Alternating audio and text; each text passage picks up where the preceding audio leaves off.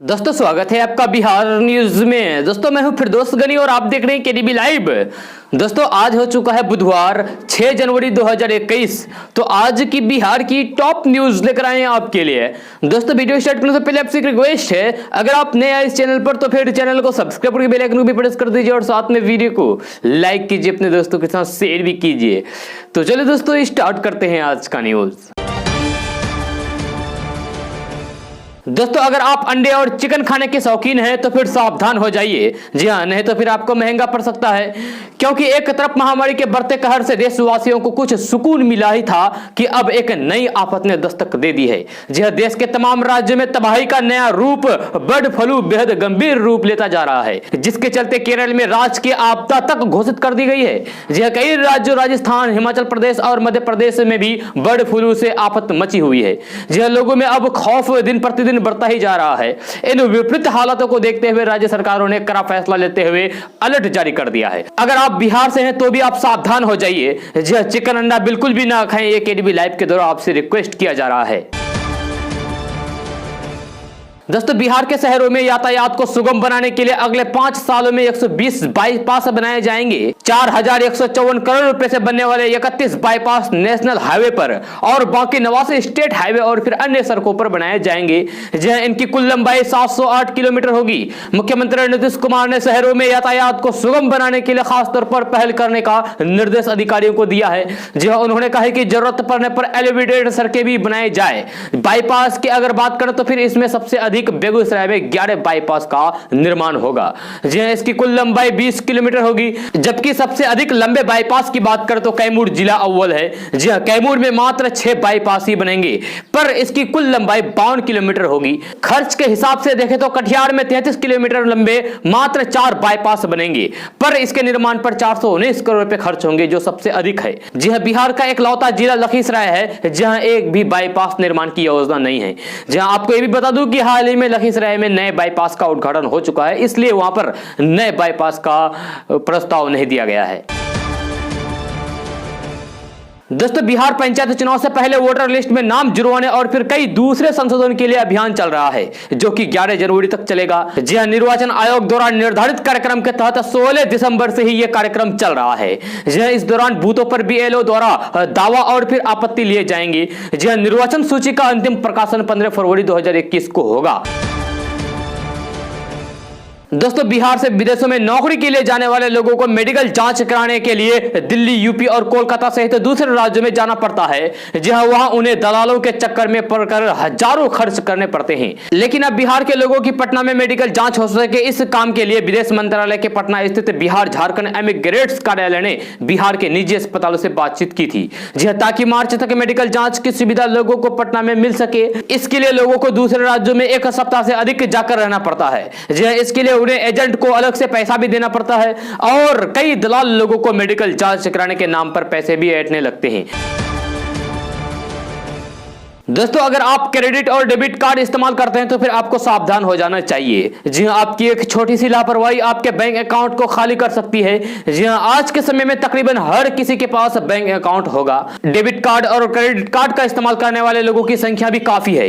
जी हां, खरीदारी से लेकर कई चीजों में इन कार्ड का इस्तेमाल किया जा रहा है। अब साइबर अपराधियों की नजर डेबिट और क्रेडिट कार्ड के डेटा पर है। जी हां, कुछ दिनों पहले आई एक रिपोर्ट में दावा किया गया था कि दुनिया भर के लगभग 10 करोड़ डेबिट कार्ड और क्रेडिट कार्ड का डेटा लीक हो गया है। इन डेटा को डार्क वेब पर बेचा जा रहा है। जी हां, डेटा में यूजर्स का card number, account number, email ID और फिर बैंक अकाउंट नंबर की जानकारी है।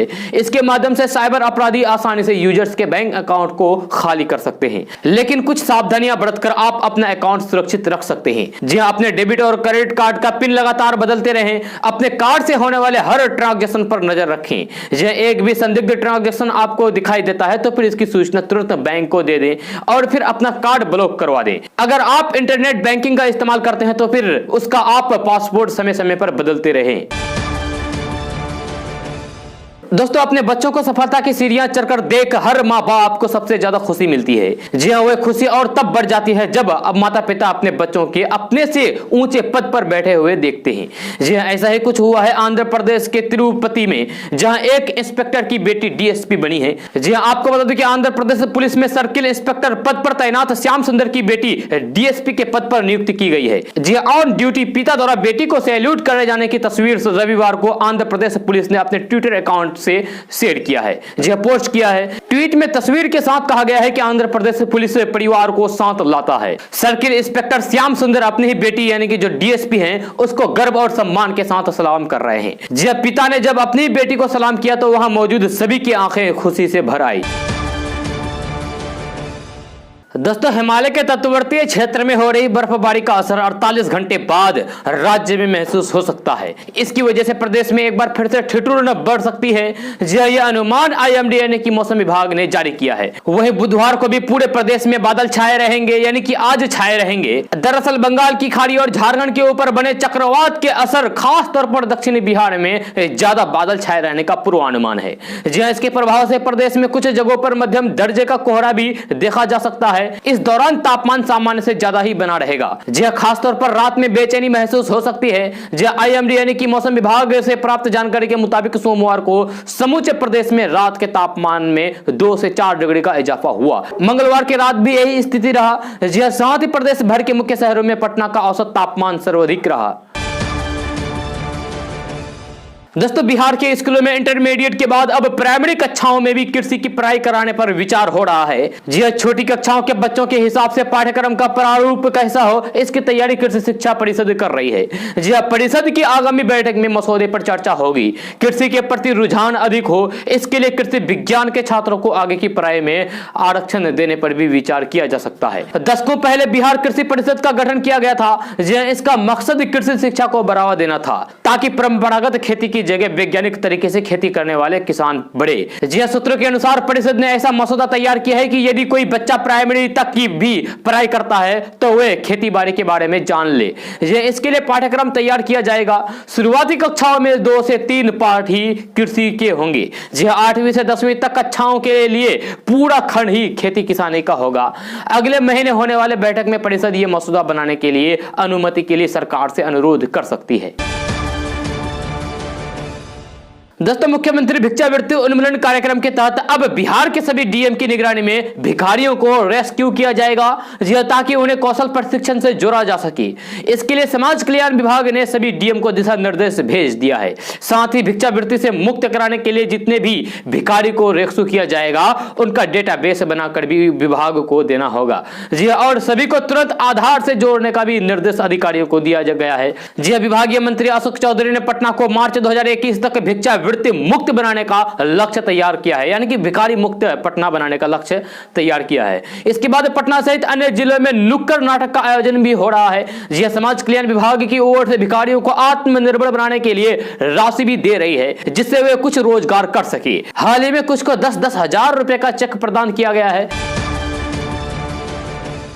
दोस्तों, बिहार में एनडीए की सरकार बनने के बाद जिन मुद्दों को लेकर विपक्ष हमलावर बना हुआ है उसमें अपराध सबसे महत्वपूर्ण मुद्दा है। यह सबसे महत्वपूर्ण बिंदु है। महागठबंधन की तरफ से लगातार राज्य मौखिक बयान और फिर सोशल मीडिया के जरिए अपराध को लेकर सरकार पर हमला बोलती रही है। जी हां, अब ताजा उदाहरण फिर देखने को मिल रहा है, जहां राजद के एक फ्लो चार्ट बनाकर अपराध को दर्शाया गया है। राजद ने फ्लो चार्ट में नए साल में 1 तारीख से लेकर 4 तारीख तक के अपराधों को फ्लो चार्ट में बनाकर जनहित में जारी करके अपराध के बढ़ते ग्राफ को दर्शाया है। राजद ने सोशल मीडिया के अपने ट्विटर अकाउंट में कहा है कि साल बदलेंगे लेकिन नीतीश सरकार और भाजपा कारनामे नहीं बदलेंगे। इसको लेकर राजद ने अपने ट्विटर पर एक फ्लो चार्ट में बताया है कि नए साल में 1 तारीख को कितने अपराध हुए और फिर 4 तारीख तक कितने अपराध हुए।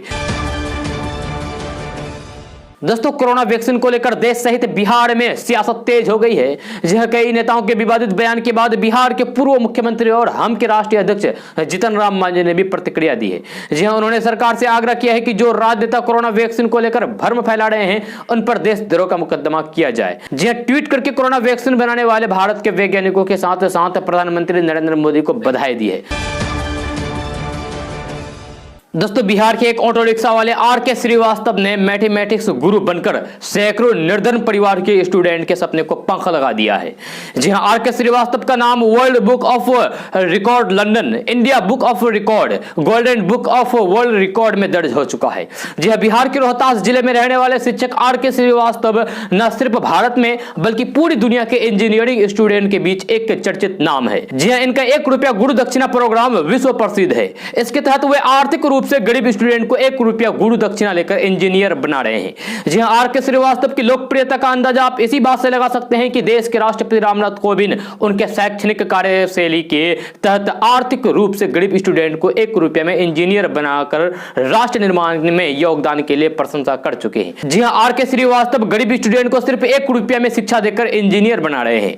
जी हां, आपको बता दें कि बिहार के आर के श्रीवास्तव सैकड़ों गरीबों को IIT, BCECE सहित देश के प्रतिष्ठान संस्थानों में दाखिला दिलाकर उनके सपनों को पंख लगा चुके हैं।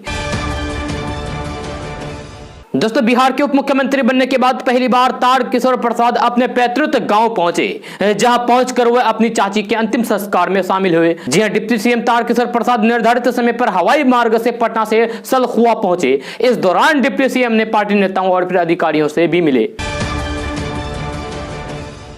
दोस्तों नीतीश कुमार के लिए साल 2020 बेहद खराब रहा। बिहार विधानसभा चुनाव में जेडीयू के खराब प्रदर्शन के बाद वे मुश्किलों में घिर गए हैं। इसके बाद उनकी पार्टी को अरुणाचल प्रदेश में झटका लगा, जहां जेडीयू के 7 में से 6 विधायकों ने पाला बदलकर बीजेपी का हाथ थाम लिया। जी हां, बिहार में भी आरजेडी नीतीश की पार्टी को तोड़ने की कोशिश में लगी है। जी हां, बिहार विधानसभा में कुल 243 सीटों में से 75 आरजेडी के पास हैं। फिलहाल आरजेडी और महागठबंधन के पास कुल 110 सीटें हैं, जिसमें कांग्रेस के 19, सीपीआई एमएल के 11, सीपीआईएम के 3 और फिर सीपीआई के 2 विधायक हैं। महागठबंधन को सरकार बनाने के लिए 12 और विधायकों की जरूरत है। जी हां, श्याम रजक के दावे को आधारहीन बता दिया गया है, जबकि जेडीयू ने इसे विपक्ष द्वारा राष्ट्रीय जनतांत्रिक गठबंधन यानी कि एनडीए को अस्थिर करने का एक निरर्थक प्रयास कर दिया गया है। पार्टी साल 2021 में उज्जवल भविष्य की उम्मीद कर रही है और इसके लिए पार्टी ने अपनी रणनीति भी बदल ली है। जी हां, नीतीश कुमार ने पार्टी के राष्ट्रीय अध्यक्ष का पद छोड़ दिया है और फिर राष्ट्रीय राजनीति में किसी भी तरह के एंट्री की कोशिश में है। जी हां, चाहे एनडीए के साथ हो या फिर बिना एनडीए के। जी हां, बिहार के मुख्यमंत्री ने अपने बेहद खास आरसीपी सिंह को पार्टी प्रमुख की जिम्मेवारी देकर हर किसी को हैरान कर दिया। बिहार चुनाव में हार और अरुणाचल प्रदेश में झटके के बाद जेडीयू ने अपनी रणनीति बदल ली है। यह काम निश्चित रूप से बीजेपी के बदले रुख के बाद लिया गया है। दरअसल जेडीयू चाहती है कि वह बिना बीजेपी के सहयोग से दूसरे राज्य में अपनी अलग पहचान बनाए। यह उन राज्यों में भी अपनी धर्मनिरपेक्ष छवि के साथ पार्टी को मजबूत करेगा जहां वह अन्य क्षेत्र दल कमजोर हो गए हैं। दोस्तों बिहार के लोगों को अगले 4 से 5 महीने में कोरोना का टीका लग जाएगा। इस बात की घोषणा खुद बिहार के सीएम नीतीश कुमार ने पटना में की है। जी हां, देश भर में जारी कोरोना वैक्सीन को लेकर चर्चा के बाद सीएम नीतीश कुमार ने कहा है कि बिहार सरकार वैक्सीन को लेकर पूरी तरीके से तैयार है और हम लोगों ने रोड मैप भी बना लिया है। जी हां, उन्होंने कहा है कि अगले 4 से 5 महीने में बिहार के सभी लोगों को कोरोना का टीका लगा दिया जाएगा। लॉकडाउन का जिक्र करते हुए सीएम नीतीश कुमार ने कहा है कि सोशल मीडिया के माध्यम से लगातार अफवाह फैलाया जा रहा है। आज स्थिति यह है कि सोशल मीडिया पर गलत चीजों को ज्यादा प्रसारित किया जा रहा है। जैसा काम किया जाता है ठीक उसका उल्टा सोशल मीडिया पर नजर आता है। जी हां, उन्होंने विपक्ष पर सवाल खड़े करते हुए कहा कि लोग पैदल चलकर वापस आ रहे थे, लाने के लिए गाड़ी नहीं भेजने पर भी सवाल खड़ा किया गया था। जबकि सच्चाई यह है कि बिहार ने केंद्र सरकार की गाइडलाइंस का सही से पालन किया और फिर उसी के अनुसार काम किया। नीतीश कुमार ने कहा है कि हमने गाइडलाइन बदलने की बात कही और जब ट्रेन शुरू हुई तो फिर बिहार में 22 लाख लोग वापस आए। दोस्तों इस वक्त एक बड़ी खबर पटना से सामने आ रही है, जहां बिहार के मुख्यमंत्री नीतीश कुमार ने एक बड़ा ऐलान किया है। उन्होंने कहा है कि कोरोना काल के बाद वे फिर से जनता दरबार की शुरुआत करेंगे और लोगों से डायरेक्ट फीडबैक लेंगे। जी हां, बिहार के मुख्यमंत्री के तौर पर 7वीं बार शपथ लेने के बाद ही मुख्यमंत्री ने इस बात का ऐलान किया था कि वे एक बार फिर से जनता दरबार कार्यक्रम की शुरुआत करने वाले हैं। बिहार में कोरोना संक्रमण के सक्रिय मामले कम हैं, लेकिन इसके बावजूद भी संक्रमण के खतरे को देखते हुए सीएम नीतीश कुमार ने जनता दरबार कार्यक्रम को फिलहाल के लिए टालने का संकेत दिया है। उन्होंने कहा है कि कोरोना काल के बाद ही वे लोगों से सीधा संवाद कर पाएंगे। कोरोना काल के बाद एक बार फिर से सीएम आवास में जनता दरबार जमेगा, जिसमें मुख्यमंत्री नीतीश कुमार जनता से डायरेक्ट फीडबैक लेंगे। दोस्तों नवादा जिले से इस वक्त एक बड़ी खबर सामने आ रही है, जहां नेशनल हाईवे 31 पर मुफस्सिल थाना क्षेत्र के खराट मोड़ के पास झारखंड से आ रही बस अचानक पलट गई, जिससे बस पर सवार दर्जन भर लोग जख्मी हो गए। स्थानीय लोगों की मदद से इलाज के लिए उन्हें सदर अस्पताल भर्ती कराया गया, जहां चिकित्सकों ने 4 लोगों को प्राथमिक उपचार के बाद बेहतर इलाज के लिए पटना रेफर कर दिया गया। घटना की सूचना मिलते ही मुफस्सिल थाना पुलिस दल बल के साथ घटनास्थल पर पहुंचकर राहत कार्य में जुट गई। दोस्तों बिहार का पूर्णिया सदर अस्पताल आयुष्मान भारत योजना में बिहार में एक बार फिर से अव्वल रहा। जी हां, वैश्विक महामारी कोरोना के दौरान भी आयुष्मान भारत योजना से जुड़े लाभार्थियों को सुविधा उपलब्ध कराने में पूर्णिया सदर अस्पताल बिहार में पहला स्थान लाकर गौरव हासिल किया। जी हां, यहां पर इलाज करा रहे मरीज भी इस सुविधा के लिए प्रधानमंत्री नरेंद्र मोदी को धन्यवाद देते हैं। सदर अस्पताल में कई बीमारियों के इलाज के लिए अच्छी व्यवस्था रहने के कारण आसपास के जिलों में भी बड़ी संख्या में मरीज इस योजना का लाभ लेते हुए अपनी बीमारियों से मुक्त हुए। पूर्णिया के civil surgeon doctor Umesh Sharma ने कहा है कि लगातार दूसरे साल पूर्णिया सदर अस्पताल को आयुष्मान भारत से इलाज कराने में अव्वल स्थान मिला है। जिले में आयुष्मान भारत कार्ड का उपयोग करने वाले लाभार्थी की संख्या में काफी बढ़ोतरी हुई है। इस योजना के तहत लाभुक न सिर्फ सरकारी बल्कि सूचीबद्ध निजी अस्पतालों में भी अपना इलाज करा रहे हैं। हालांकि सदर अस्पताल पूर्णिया को ज्यादा से ज्यादा लाभार्थियों को निःशुल्क यानी कि फ्री में इलाज कराने के लिए राज्य में पहला स्थान मिला है। जनवरी से दिसंबर 2020 के दौरान कुल 1516 लाभार्थियों ने आयुष्मान भारत योजना का लाभ उठाया है। पूर्णिया में प्रधानमंत्री आयुष्मान भारत योजना गरीबों के लिए वरदान साबित हो रही है। दोस्तों कृषि बिल के खिलाफ एक तरफ जहां देश के कई हिस्सों में किसान संगठन और राजनीतिक दल आंदोलन कर रहे हैं, तो वहीं दूसरी तरफ बिहार की नीतीश सरकार किसानों को फायदा दिलाने की मुहिम में जुट गई है।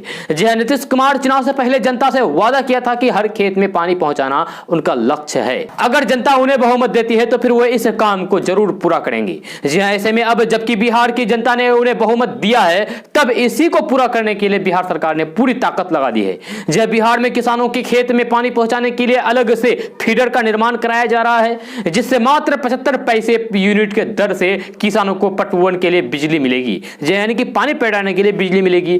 दिन भर में 8 घंटे तक इस फीडर से किसानों को बिजली मिल सकेगी। किसानों के लिए फीडर बिहार के तमाम जिलों में लगाए जा रहे हैं, जिससे बिहार के हर इलाके के किसानों को बिजली उपलब्ध हो सके। फीडर के निर्माण से सबसे ज्यादा उन किसानों को फायदा मिलेगा जिनके खेत मानसून पर निर्भर रहता है, और अगर मानसून की बेरुखी हो जाती है तो फिर उनका फसल बर्बाद हो जाता है। दोस्तों चुनावी हार के बाद बिहार कांग्रेस में हाहाकार मचा हुआ है।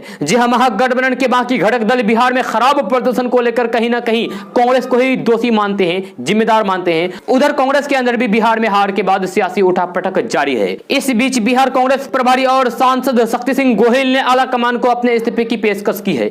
उन्होंने एक ट्वीट के जरिए बताया है कि वे अपने स्वास्थ्य के कारणों के कारण बिहार के प्रभार से मुक्त होना चाहते हैं, यानी कि वे इस्तीफा देना चाहते हैं बिहार के प्रभार से। दोस्तों पश्चिम बंगाल में विधानसभा चुनाव से पहले मुख्यमंत्री ममता बनर्जी को एक के बाद एक झटके लग रहे हैं। पहले शुभेंद्र अधिकारी ने टीएमसी की सभी पदों से इस्तीफा दिया। अब मंत्री लक्ष्मी रतन शुक्ला ने भी इस्तीफा दे दिया है। लक्ष्मी रतन शुक्ला बंगाल सरकार में खेल मंत्री थे। उन्होंने मंत्री पद के साथ ही हावड़ा जिला अध्यक्ष का पद भी छोड़ दिया। इस्तीफा देने के बाद भी फिलहाल वे तृणमूल कांग्रेस से ही विधायक हैं। लक्ष्मी रतन शुक्ला टीम इंडिया की तरफ से 3 वनडे खेल चुके हैं। आईपीएल में भी वो Kolkata knight riders, Delhi daredevils और सनराइज हैदराबाद का हिस्सा रहे हैं। शुक्ला ने पिछले विधानसभा चुनाव से पहले टीएमसी ज्वाइन करके राजनीति में पारी की शुरुआत की थी। बंगाल के हावड़ा उत्तर से वो विधायक चुने गए, फिर ममता सरकार में उन्हें खेल और फिर युवा मामले के मंत्री बनाया था। दोस्तों कांग्रेस में अंदरूनी कलह के बीच पार्टी के नए अध्यक्ष को चुनने की प्रक्रिया शुरू हो गई है। इस बीच सूत्रों के हवाले से जानकारी मिल रही है कि राहुल गांधी दोबारा कांग्रेस अध्यक्ष की जिम्मेदारियां संभालने के लिए राजी हो गई है। शनिवार को कांग्रेस के वरिष्ठ नेताओं की नए अध्यक्ष पद को लेकर बैठक हुई थी। इसमें कांग्रेस के अंतरिम अध्यक्ष सोनिया गांधी, राहुल गांधी और फिर अखिल भारतीय कांग्रेस कमेटी के सदस्य और पदाधिकारी मौजूद थे। बैठक में राहुल गांधी के अध्यक्ष पद संभालने की मांग उठी।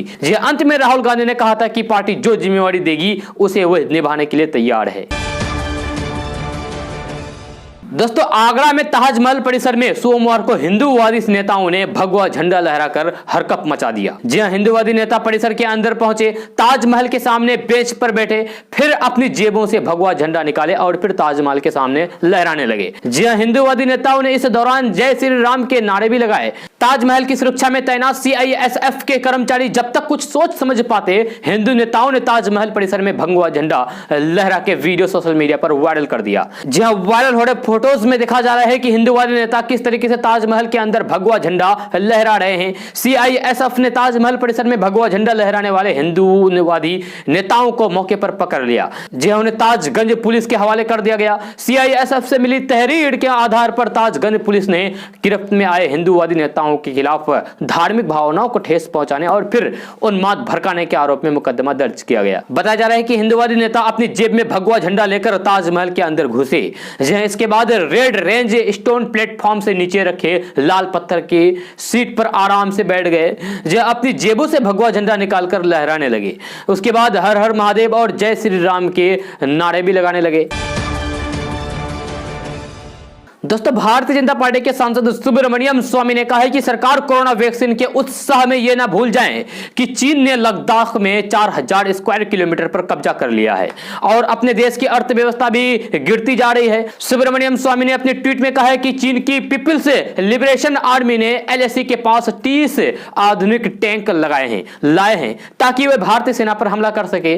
जी हाँ, दरअसल हाल ही में कुछ मीडिया चैनलों ने एक वीडियो के जरिए दावा किया था कि एलएसी के पास चीन ने 30-35 टैंक तैनात किए हैं। भारतीय सेना ने इन ऊंचाई वाले इलाकों पर पिछले साल अगस्त के महीने में कब्जा किया था। इस बार चीन ने जो टैंक वहां लाए हैं उनके मुंह भारतीय सेना की तरफ किए गए हैं। जी हां, ये सभी टैंक हल्के हैं और फिर आधुनिक तरीके से बनाए गए हैं। आपको बता दें कि पिछले कई महीनों से चीन और भारत के बीच सीमा पर तनाव की स्थिति बनी हुई है, शायद आपको भी मालूम होगा। जी हां, दोनों मुल्कों के बीच डिप्लोमेटिक और फिर मिलिट्री स्तर पर कई राउंड की बातचीत भी हुई थी, लेकिन इस तनाव को कम करने के लेकर कोई भी ठोस नतीजा सामने नहीं आ पाया था। जब भारत और चीन के बीच वास्तविक नियंत्रण रेखा पर विवाद पिछले साल मई में शुरू हुआ था, जब चीन ने लद्दाख के ऑक्साइड चीन के गलवान घाटे में भारत की ओर से सड़क निर्माण को लेकर आपत्ति जताई थी। तभी से यह विवाद अब तक चलता आ रहा है। दोस्तों, लोकसभा स्पीकर ओम बिरला की छोटी बेटी अंजलि बिरला आईएएस में सफलता हासिल कर ली है, जो उन्होंने पहले ही प्रयास में सफलता हासिल की है। अंजलि की इस कामयाबी के बाद उनके परिवार में खुशी का माहौल है। अंजलि ने अपने सफलता का श्रेय बड़ी बहन आकांक्षा बिरला को दिया है। प्रशासनिक सेवा में जाने के बाद अंजलि महिला सशक्तिकरण के क्षेत्र में काम करना चाहती है।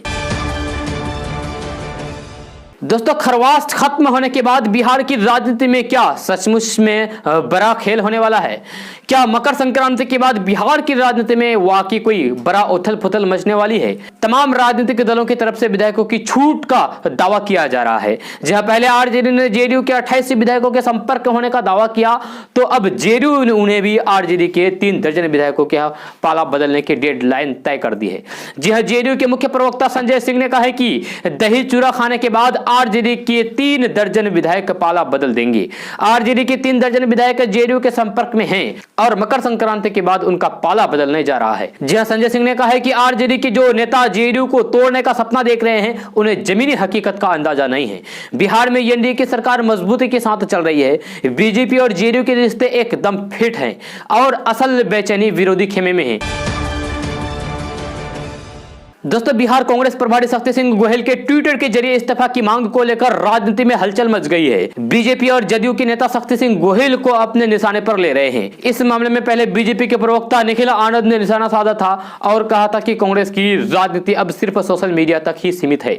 वहीं अब इस मामले में जदयू के प्रवक्ता राजीव रंजन ने प्रतिक्रिया दी है, जी और निशाना साधा है। शक्ति सिंह गोहेल द्वारा बिहार कांग्रेस की जिम्मेवारी से मुक्त होने का आग्रह पर राजीव रंजन ने प्रतिक्रिया देते हुए कहा कि कांग्रेस की बिगड़ती सेहत से पल्ला झाड़ने की कोशिश है। आपको बता दें कि कांग्रेस के बिहार प्रभारी शक्ति सिंह गोहेल ने पद छोड़ने की इच्छा जाहिर की है। जी हां, उन्होंने पार्टी नेतृत्व से गुजारिश की है कि मुझे प्रभार से मुक्त किया जाए और कोई आम जिम्मेवारी दी जाए। उन्होंने ये बात ट्वीट करके कही, जो आपको पहले भी केडीबी लैब के माध्यम से बता दिया गया। दोस्तों, बिहार की राजधानी पटना की पुलिस को कोरोना के नए स्ट्रेन आने के बाद एक और जिम्मेवारी मिल गई है। जी हां, पटना पुलिस की एक टीम इंग्लैंड से पटना आए 19 लोगों को पीपीई किट, मास्क और फेस शील्ड पहनकर खोजबीन कर रही है। जी हां, पता लगने पर उन्हें आरटीपीसीआर टेस्ट के लिए कहा जाएगा। दरअसल इंग्लैंड से आए 19 लोगों का पता नहीं चल सका है कि आखिर वो लोग है कहां, केवल इनके नाम और मोबाइल नंबर मिले हैं। पटना आने पर सिविल सर्जन कार्यालय से 19 लोगों को कॉल किया गया, पर इनमें किसी ने फोन रिसीव नहीं किया। आखिरकार सिविल सर्जन कार्यालय से 19 लोगों का नाम और मोबाइल नंबर एसएसपी को सौंप दिया गया। जी हां, अब पटना पुलिस इनका पता लगाकर सिविल सर्जन को बताएगी। कोरोना वैक्सीन कोविशील्ड के निर्यात पर प्रतिबंधों की खबरों के बीच बांग्लादेश और नेपाल जैसे पड़ोसी भारत से जल्द वैक्सीन हासिल करने के लिए संपर्क में हैं। जी हां, बांग्लादेश ने आधिकारिक रूप से भारत से संपर्क करके उम्मीद जताई है कि उसे बहुत जल्द भारत से वैक्सीन उपलब्ध होगी। नेपाल ने भी इसी तरीके से उम्मीद जाहिर की है। जी हां, गौरतलब है कि भारत ने बांग्लादेश सहित विभिन्न पड़ोसी देशों को वैक्सीन मुहैया कराने का वादा किया है। जी हां, भारत ने उच्च स्तर पर भरोसा दिया था कि वह बांग्लादेश को पर्याप्त मात्रा में वैक्सीन उपलब्ध कराएगा। जी हां, प्रधानमंत्री नरेंद्र मोदी और बांग्लादेश के प्रधानमंत्री के बीच वार्ता में यह मुद्दा उठाया था। सूत्रों का कहना है कि अपनी जरूरतों का आकलन करके देश में आम लोगों के लिए पर्याप्त इंतजाम के साथ भारत पड़ोसी देशों में भी सप्लाई सुनिश्चित करेगा। सूत्रों ने कहा है कि भारत अपना वादा पूरा करेगा। दोस्तों, असम में स्कूल में पढ़ाई करने वाली छात्रों के लिए बड़ी ऐलान हुआ है। जी हां, अब कक्षाओं में हर छात्रों को उपस्थित होने पर हर रोज 100 रुपए मिलेंगे। जी, ऐसे में यह जानकारी असम के शिक्षा मंत्री हेमंत बिस्वा शर्मा ने दी है। इस बारे में उन्होंने कहा है कि बालिका शिक्षा को बढ़ावा देने के लिए सरकार द्वारा यह पहल की जा रही है। आगे शिक्षा मंत्री ने बताया कि वर्तमान महीने में अंत तक 100 रुपए प्रतिदिन की योजना शुरू की जाएगी। असम सरकार 12वीं बोर्ड की परीक्षा प्रथम श्रेणी में पास होने वाले छात्रों को प्रज्ञान भारती योजना के तहत 22,000 दोपहिया वाहन वितरित कर रही है। दोस्तों, सदर अस्पताल आरा आईएसओ से मान्यता प्राप्त अस्पताल है। जी हां, जिले का सबसे बड़ा अस्पताल होने के कारण दूर दराज से और ग्रामीण क्षेत्रों से मरीज इलाज कराने के लिए यहां आते हैं। लेकिन सदर अस्पताल के कई विभागों में डॉक्टर नहीं होने के कारण मरीजों को काफी परेशानी होती है। दरअसल सदर अस्पताल में न्यूरोलॉजी, यूरोलॉजी और एएनटी विभाग बिना डॉक्टरों के ही चल रहा है। जी, इसमें कोई भी डॉक्टर नहीं है, जिससे यहाँ इन विभाग में इलाज कराने आने वाले मरीजों को भारी परेशानियों का सामना करना पड़ता है। इन विभागों के मरीजों को यहाँ के जनरल डॉक्टर या तो पटना रेफर कर देते हैं या फिर प्राइवेट क्लिनिक में जाकर दिखाना पड़ता है। जहां पहले सदर अस्पताल में एएनटी के डॉक्टर थे, लेकिन अब वो यहां नहीं है, वो नौकरी छोड़कर चले गए हैं। जहां उसके बाद से ये पद काफी दिनों से खाली पड़ा है, अभी तक कोई भी डॉक्टर यहां नहीं आया है। दोस्तों, यूपीएससी ने सिविल सेवा परीक्षा 2019 की रिजर्व लिस्ट का रिजल्ट जारी कर दिया है। जी हां, इसमें 90 अभ्यर्थी शामिल हैं, जिनमें गया के कनिष्क शर्मा को 36वां रैंक मिला है। जी हां, कनिष्क कोंच थाने के चिचोड़ी गांव के रहने वाले हैं। उनके पिता प्रभात शर्मा टाटा स्टील के हेड एडमिनिस्ट्रेटर हैं। जी हां, मां रसीम शर्मा हाउस वाइफ है। कनिष्क की पढ़ाई कोयला हाउसफुल जमशेदपुर में हुई है। दोस्तों, केंद्र और किसानों के बीच बीते दिन सोमवार को विज्ञान भवन में हुई 8वें दौर की बातचीत एक बार फिर से बेनतीजा रही। इसके बाद किसान नेताओं ने बताया कि अगली बैठक 8 जनवरी को होगी। ऐसे में सवाल है कि क्या 8 जनवरी की बैठक में कोई नतीजा निकलेगी या फिर नहीं। वही अपने आंदोलन को लेकर किसान संगठन आज बैठक करेंगे। किसानों का कहना है कि वे कृषि कानून निरस्त करने की मांग कर रहे हैं। सरकार से हुई बैठक किसी नतीजे पर नहीं पहुंची। पंजाब के किसान मजदूर संघर्ष कमेटी के नेता सुखविंदर सिंह सबरा ने कहा है कि सरकार की नियत में खोट है। 8 जनवरी को 8वें दौर की बातचीत होगी। बातचीत में कुछ निकलता दिखाई नहीं दे रहा है। जहां सरकार एक कदम पीछे हटने को तैयार नहीं है। दोस्तों, आज का न्यूज बस यहाँ तक। कैसा लगा जरूर अपना सुझाव दीजिएगा नीचे कमेंट बॉक्स में कमेंट करके। अगर आप नए हैं इस चैनल पर तो फिर चैनल को सब्सक्राइब करके बेल आइकन को भी प्रेस कर दीजिए और साथ में वीडियो को लाइक कीजिए, दोस्तों के साथ शेयर भी कीजिए। तो चलिए दोस्तों, फिर मिलते हैं अगली वीडियो में। जय हिंद, जय बिहार।